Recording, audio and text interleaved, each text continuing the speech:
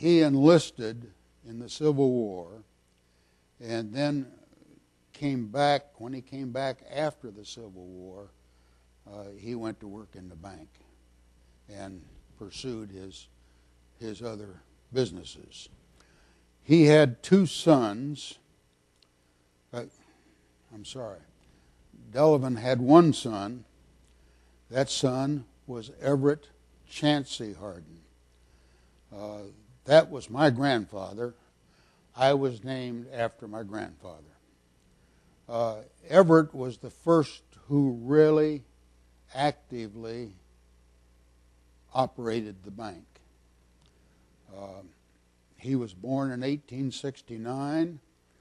He attended Monmouth College and Cornell College over in Mount Vernon, Iowa. Returned to Monmouth after college, went to work in the bank, and so far as I know, probably worked in every position from bookkeeper to ultimately president of the bank. He was a lifelong Republican.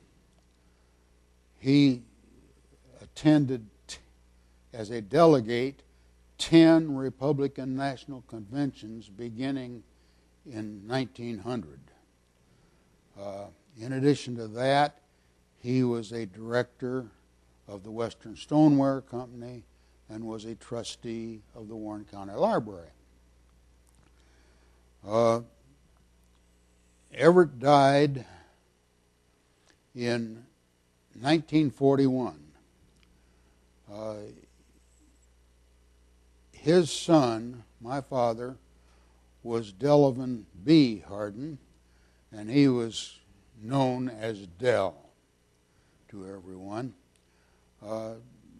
Del attended Monmouth College. I think he sold cars for a short while and then went to work in the bank.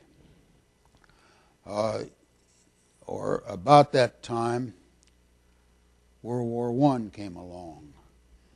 He served in France in World War I as an ordnance officer in one of the early aero squadrons.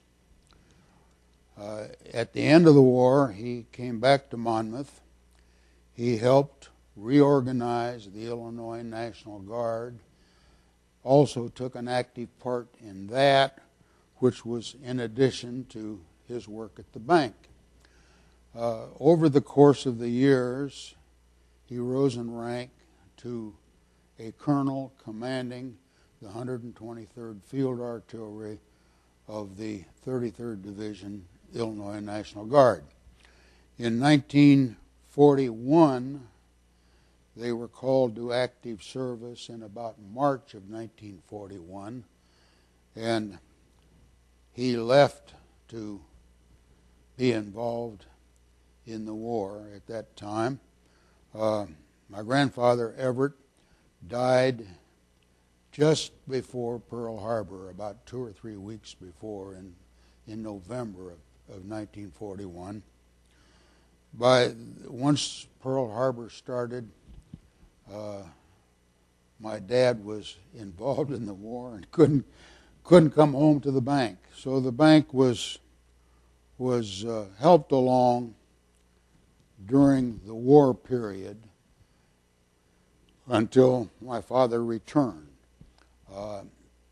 He was involved in the invasion of Normandy on June 6th of 1944. He was civil affairs officer on the staff of the 7th Corps of the United States Army.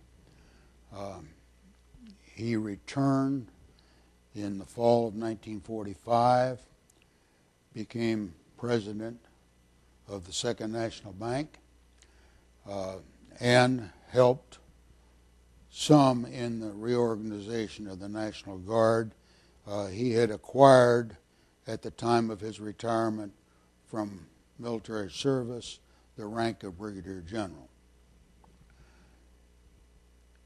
He was Chief Executive Officer of the Second National Bank until his retirement in 1963. I was his only son.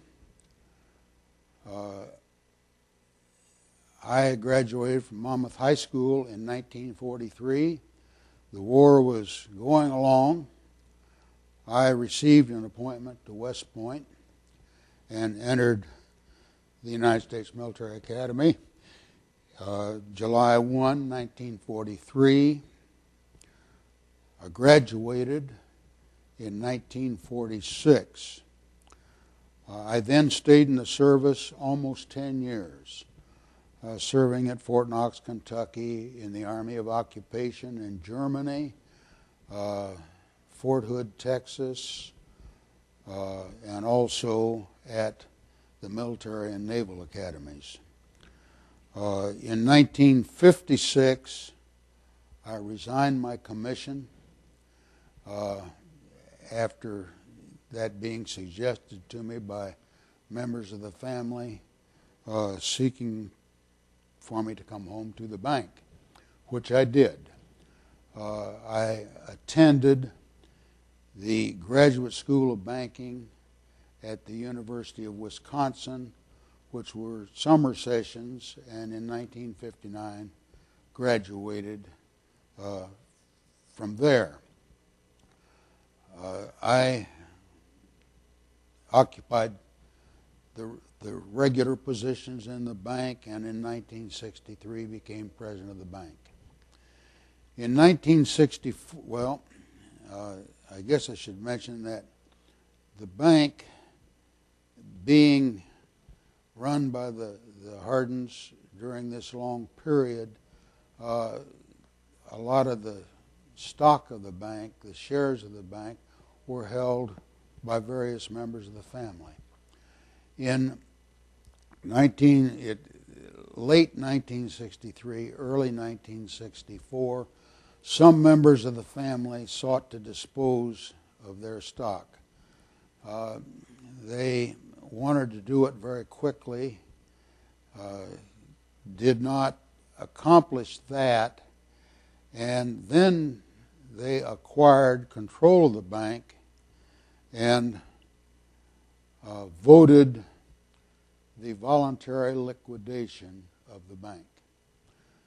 Now, at that time, this was a 90-year-old bank in Monmouth that had weathered the bank holiday of the 1930s and all of this, and there was very strong feeling in the community about the closing of the bank.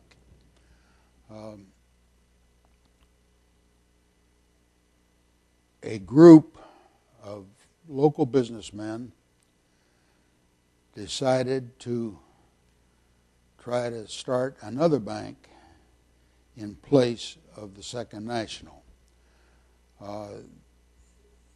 We worked pretty hard. I was asked to be a part of that endeavor.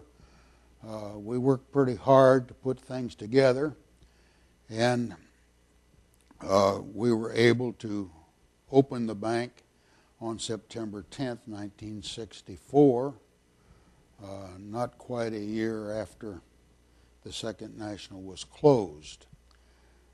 We had raised $450,000 in capital to start the bank.